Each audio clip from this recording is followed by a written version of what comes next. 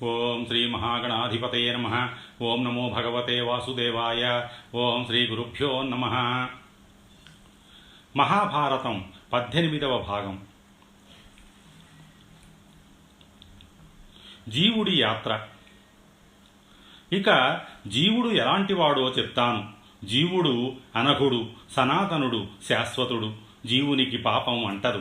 కర్మానుసారం శరీరాన్ని ధరిస్తూ ఉంటాడు. కొంతకాలానికి శరీరం జీర్ణమై మరణిస్తుంది, కానీ జీవుడు మరణించడు.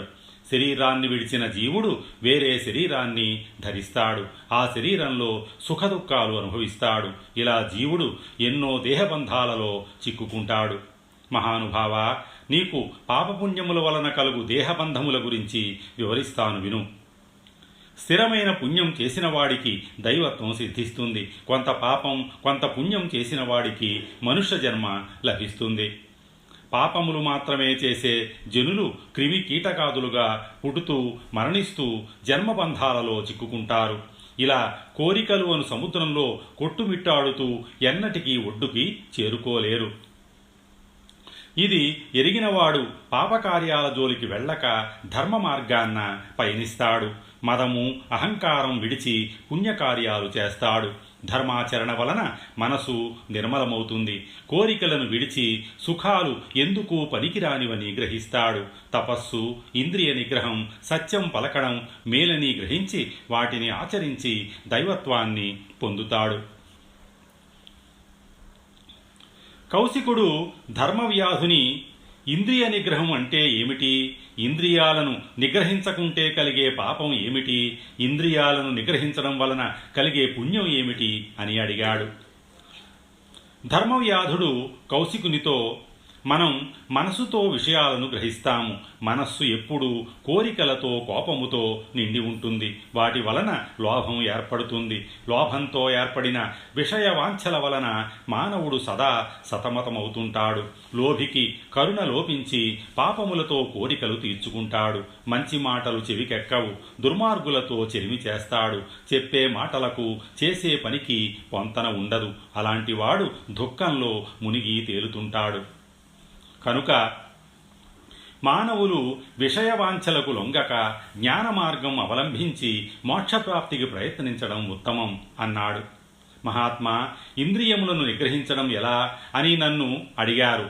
బ్రహ్మకోవిదులు చెప్పదగిన బ్రహ్మ విద్య గురించి నేను చెప్పకూడదు, కానీ బ్రాహ్మణోత్తముడివి అడిగావు కనుక బ్రహ్మకోవిదులకు నమస్కరించి చెబుతాను. సావధానంగా విను.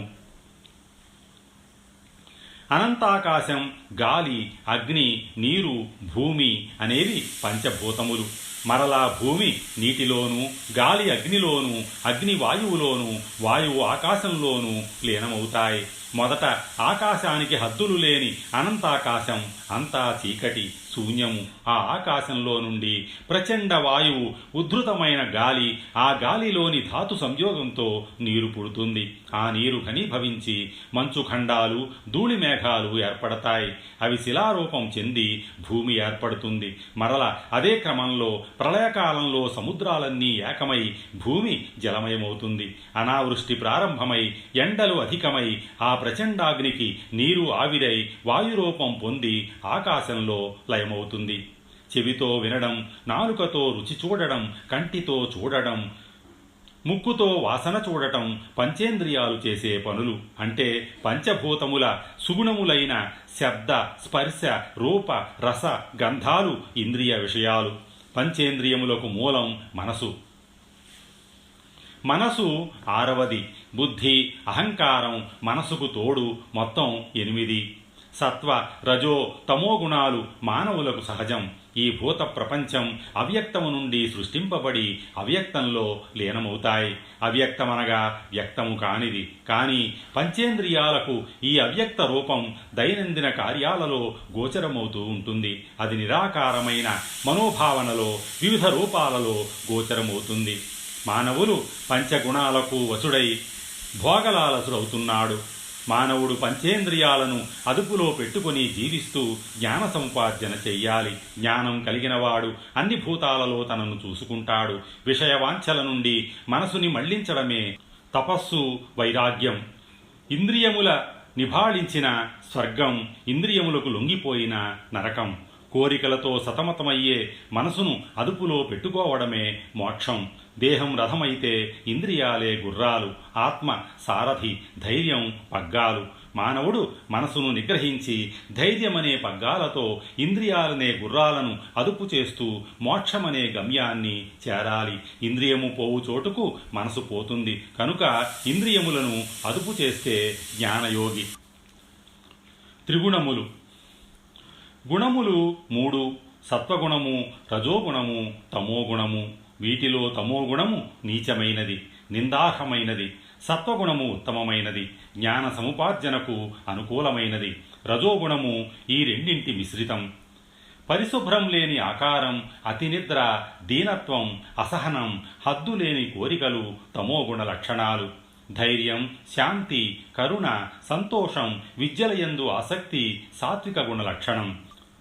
సాత్వికుడైన మానవుడు జ్ఞానాన్ని సంపాదిస్తాడు. ఈ లోకంలోని సమస్తం అశాశ్వతం అని తెలుసుకుంటాడు. సుఖదుఖాలకు అతీతంగా ఉంటాడు. అహంకారాన్ని వదిలి ఇంద్రియ నిగ్రహాన్ని సాధించి ఉత్తమ శాంతి పొందుతాడు. సత్వగుణ సంపన్నుడు శూద్రుడైన తరువాతి జన్మలలో వైశ్యునిగా, క్షత్రియునిగా, బ్రాహ్మడిగా జన్మించి కడకు కైవల్యాన్ని చేరుకుంటాడు అని చెప్పాడు.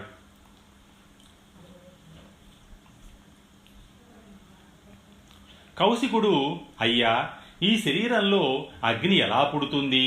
వాయువులు శరీరంలో ఎక్కడెక్కడ ఉంటాయి అని అడిగాడు.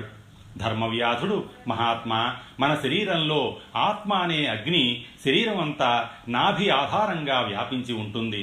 నాభి నుండి తల వరకు వ్యాపించి ఉన్న ఈ అగ్నిలో ప్రాణవాయువు సంచరిస్తూ ఉంటుంది. ఆ ప్రాణవాయువే సకల జీవులకు ఆధారం. ప్రాణవాయువు, అపానవాయువు కలిసి ప్రాణాగ్నిని జ్వలింపచేస్తూ ఉంటాయి. మానవుడిలో అపానము, పొత్తికడుపు, బ్రహ్మరంధ్రం మధ్యలో ప్రాణాగ్ని ప్రజ్వరిల్లుతూ ఉంటుంది. అపానము మలమూత్రముల విసర్జన స్థానం.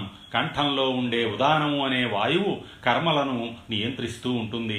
వ్యానము అనే వాయువు శరీర అవయవాల కలయికలో సంచరిస్తూ ఉంటుంది. ప్రాణ, అపాన వాయువులను ఆధారం చేసుకొని సమాన వాయువు మనం తినే ఆహారాన్ని జీర్ణం చేసి రక్తంలో కలుపుతుంది. నాభి వద్ద ఉండే ఆ వాయువు శరీరంలోని సకల ధాతువులను పోషిస్తుంది.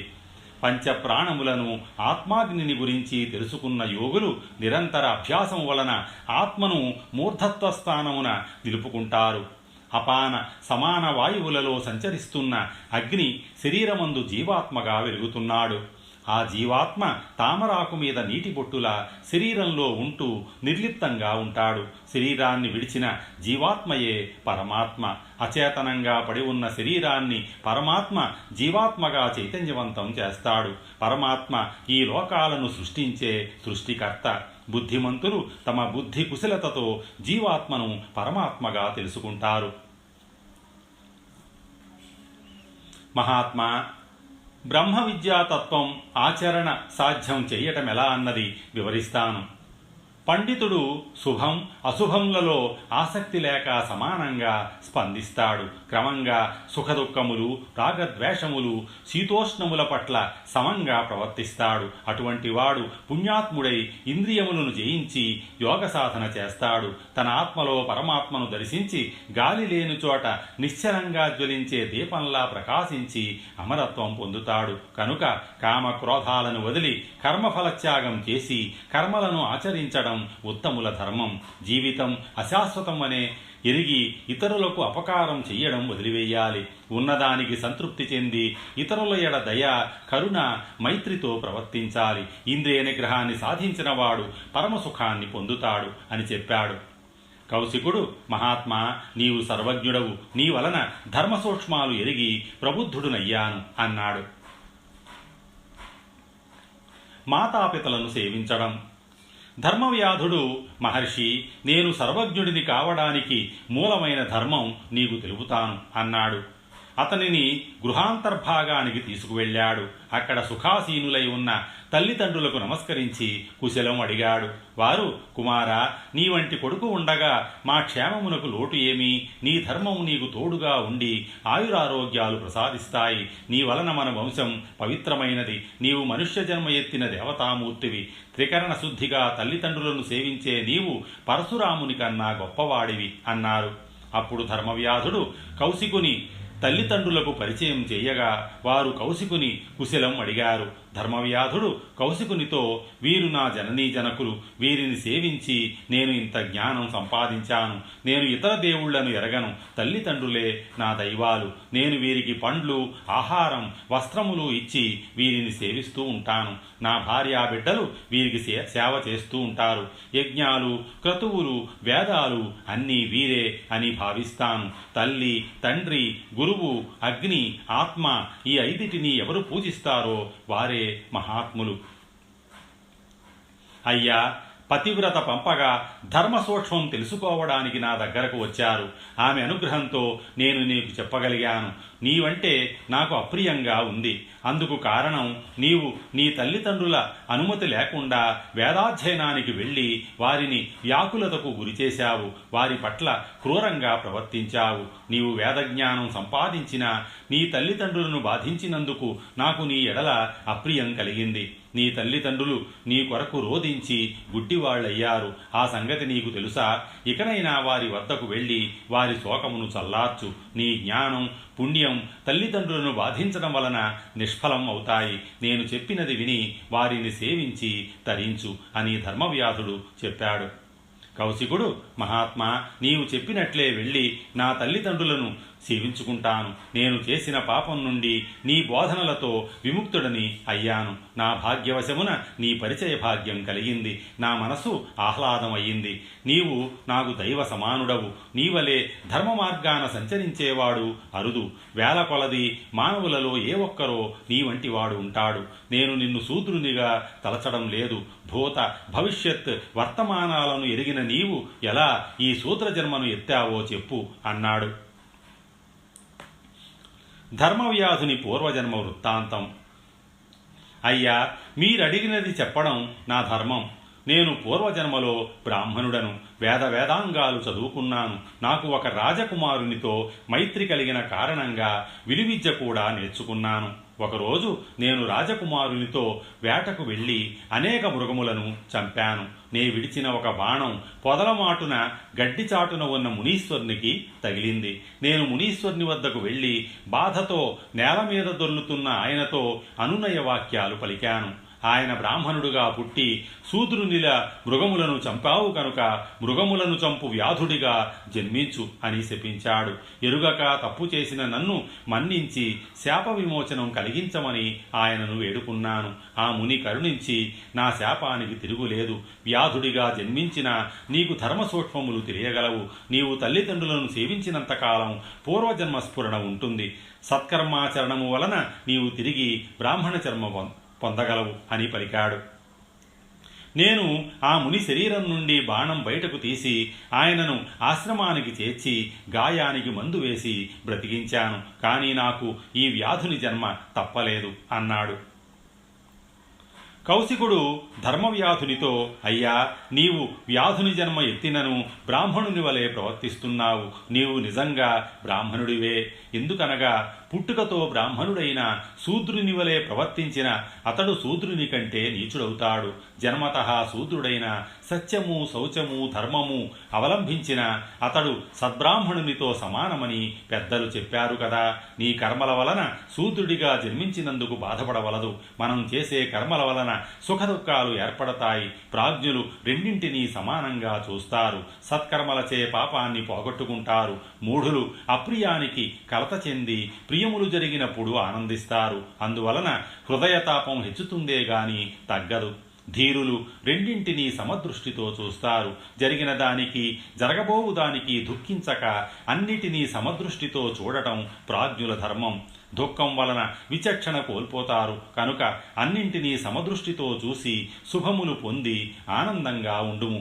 అన్ని భూతములందు సమత్వము కలిగి ధీరుడువై ఉండుము, నీకు మేలు జరుగుతుంది అని అనునయ వాక్యాలు చెప్పాడు. ధర్మవ్యాధుడు, మహానుభావ, తమరు చెప్పినట్లే నేను దుఃఖమును వదిలాను, నాకు మేలు జరుగుతుందని ఆశిస్తున్నాను అన్నాడు.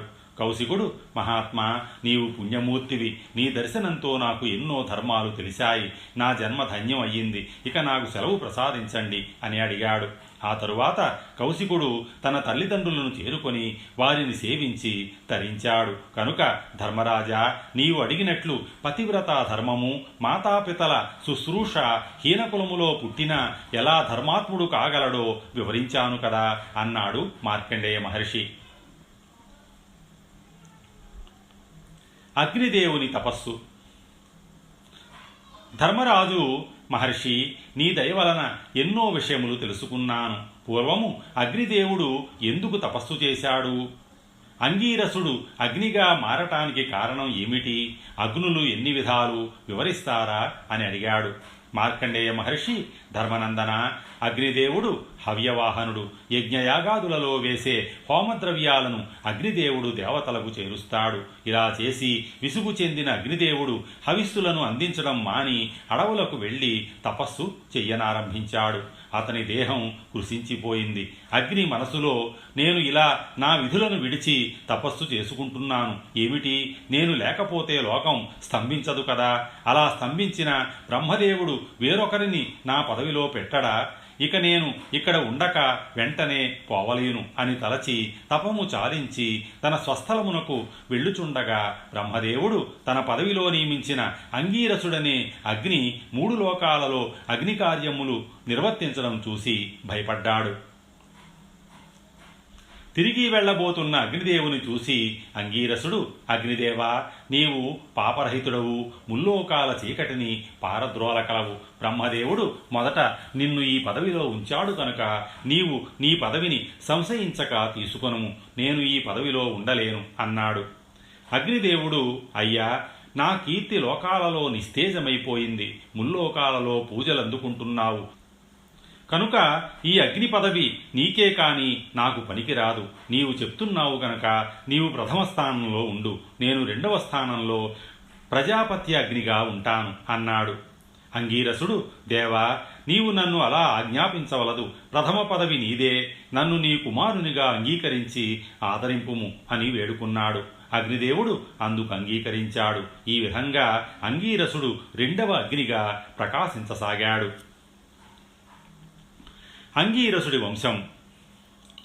అంగీరసునికి భార్య శివ వలన అతనికి బృహత్కీర్తి, బృహజ్యోతి, బృహద్బ్రహ్మ, బృహన్మనసుడు, బృహన్మంతుడు, బృహద్భానుడు, బృహస్పతి అనే 7 కుమారులు కలిగారు.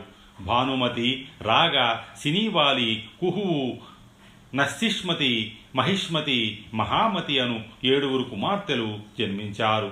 అంగీరసుని కుమారుడు బృహస్పతికి శమ్యుడు జన్మించాడు. యాగములలో నేతి హవిస్సును అతనికి సమర్పించేవారు. శమ్యుని భార్య సత్య. వారికి భరద్వాజుడు, భరతుడు అనే కుమారులు కలిగారు. భరతునకు భారతుడు అనే కుమారుడు, భారతి అనే కుమార్తె కలిగారు. భరద్వాజునకు వీరుడు పుట్టాడు. వీరునకు భానుడు అనే కొడుకు పుట్టాడు. భానునికి నిశ్యవనుడు పుట్టాడు. నిశ్యవనునికి నిష్కృతి అనే కుమారుడు పుట్టాడు. నిష్కృతి అనే అగ్నిని ఆరాధించేవాడికి పాపాలన్నీ పోతాయి. నిష్కృతికి రుజస్కురుడు పుట్టాడు. రుజస్కురునకు క్రోధుడు పుట్టాడు. క్రోధునికి రుసుడు అనే కుమారుడు కలిగాడు. రుసునికి స్వాహ అనే కుమార్తె, కాముడు అనే కుమారుడు కలిగారు. కామునికి అమోఘుడు, అమోఘునికి సక్తుడు పుట్టారు. కాశ్యపుడు, వాసిష్ఠుడు, ప్రాణుడు, అంగీరసుడు, చవనుడు అనే 5 తమకు తేజోవంతుడైన కొడుకు పుట్టాలని తపస్సు చేశారు. వారికి కలిగిన కుమారునికి తల నిప్పు రంగులోను, చేతులు సూర్యునిలా, కళ్ళు బంగారు రంగులో, శరీరం నలుపు రంగులో ఉంది. బలవంతుడైన అతడు 5 తండ్రులకు జన్మించిన కారణంగా పాంచజన్యుడు అయ్యాడు. అతడు 10,000 సంవత్సరాలు తపస్సు చేశాడు. అతని తల నుండి బృహద్రథంతురులు, ముఖము నుండి హరి, నాభి నుండి శివుడు, బలము నుండి ఇంద్రుడు, ప్రాణముల నుండి వాయువు, అగ్ని జనించగా భుజముల నుండి దంతముల నుండి సమస్త భూతములు సృష్టించబడ్డాయి. తపుడు అనే అగ్ని నిరంతరం తపస్సు చేసి 15 మంది కుమారులను కన్నాడు. కాని వారంతా కపటులు అయ్యారు. వారు వరుసగా సుభీముడు, అతిభీముడు, భీముడు, భీమబలుడు, అతిబలుడు అనువారు ఒక పక్క, సుమిత్రుడు, మిత్రవంతుడు, మిత్రజ్ఞుడు ఒక పక్క, సురప్రవీరుడు, వీరుడు, సువేషుండు, సువత్సలుడు, సురహంత అనువారలు చేరి యజ్ఞఫలములు అపహరిస్తూ ఉండేవారు. వారి దుశ్చర్యలకు బ్రాహ్మణులు తరచూ అగ్నిశాంతి చెయ్యవలసి వచ్చేది. వారి పనులకు బ్రాహ్మణులు మంత్రశక్తితో భయపెట్టి వారిని యజ్ఞశాలకు దూరంగా ఉంచేవారు. తపునకు మరి 5 పుత్రులు ఉన్నారు. వారిలో వైశ్వానరుడు బ్రాహ్మణులచే చాతుర్మాస వ్రతములో పూజించబడేవాడు. 2వవాడు విశ్వపతి, అతడు జగత్ప్రభువు. 3వవాడు విశ్వకుడు, 4వవాడు విశ్వభుక్కు, అతను భూతములు తినే ఆహారాన్ని జీర్ణం చేసేవాడు. 5వవాడు గోపతి, అతడు సమస్త ధర్మక్రియలకు కారణభూతుడు. భానుడు అనే అగ్నికి 6 కుమారులు, నిశ అనే కుమార్తె కలిగారు. పురంధరుడు అనే అగ్నికి మనువు అనే కుమారుడు కలిగాడు. అతను నిశను వివాహమాడాడు. ఆ మనువుకే ప్రాజాపత్యుడు అనే పేరు కూడా ఉంది. ఆ విధంగా సకల విధ అగ్నులు సకల ధర్మకార్యాలకు కారణమయ్యాయి. ఆపుడు అనే అగ్నికి ముదిత అనే కన్యకు అగ్ని జన్మించాడు. 3 లోకాలలో జరిగే అన్ని వ్యవహారాలను ఆ అగ్ని నిర్వహిస్తున్నాడు. యజ్ఞాలలో సమర్పించే హవిస్సును దేవతలకు అందిస్తూ ఉంటాడు. కార్యభారంతో అలసిపోయిన అగ్ని అథర్వునితో ఇలా చెప్పాడు: యజ్ఞయాగాదులలో సమర్పించే హవిస్సులను దేవతలకు అందించి నేను అలసిపోయాను. ఇకపై ఆ కార్యాన్ని నీవు నిర్వహించు అని చెప్పి అగ్ని సముద్రంలో దాక్కున్నాడు. దేవతలందరూ అగ్ని ఎక్కడున్నాడో తెలియక వెతకసాగారు. ఇంతలో సముద్రంలోని చేపలు అగ్ని సముద్రంలో దాక్కుని ఉన్న విషయం దేవతలకు అందించాయి. అగ్నిదేవుడు ఆగ్రహించి, మీ చేపజాతిని మానవులు నిర్దయులై తినెదరుగాక అని శపించాడు. దేవతలంతా అగ్నిదేవా, నీవు యథావిధి మాకు హవిస్సులను అందించు అని అడిగారు. కాని అందుకు అగ్ని సమ్మతించక శరీరాన్ని విడిచి భూమిలో ప్రవేశించాడు. భూమిపై పడిన అగ్ని నుండి అనేక ధాతువులు ఆవిర్భవించాయి. చీము నుండి గంధకం, ఎముకల నుండి దేవదారు వృక్షములు, కఫం నుండి కర్పూరం, పిత్తం నుండి పచ్చలు, వాతము నుండి నల్లటి పాషాణము, గోళ్ల నుండి అభ్రకము, రక్తనాళముల నుండి పగడములు ఏర్పడ్డాయి. అగ్నిదేవుడు భూగర్భంలో తపస్సు చేసుకుంటున్నాడు. అథర్వుడు అగ్ని కార్యములన్నీ నిర్వహిస్తున్నాడు. దేవతలంతా అథర్వుని పూజిస్తున్నారు. అథర్వుని కాంతిని దేవతలు అతనిచే తృప్తిపడటాన్ని ఓర్వలేక అగ్ని బయటకు వచ్చి మరల హవిస్సును అందిస్తానని ముందుకు వచ్చాడు. ధర్మరాజా, ఆ విధంగా ఎందరో అగ్నులు ఉన్నా అందరిలో వెలిగే అగ్ని ఒకటే అన్నాడు మార్కండేయుడు. స్వస్తి. శ్రీ ఉమామహేశ్వర పరబ్రహ్మార్పణమస్తు.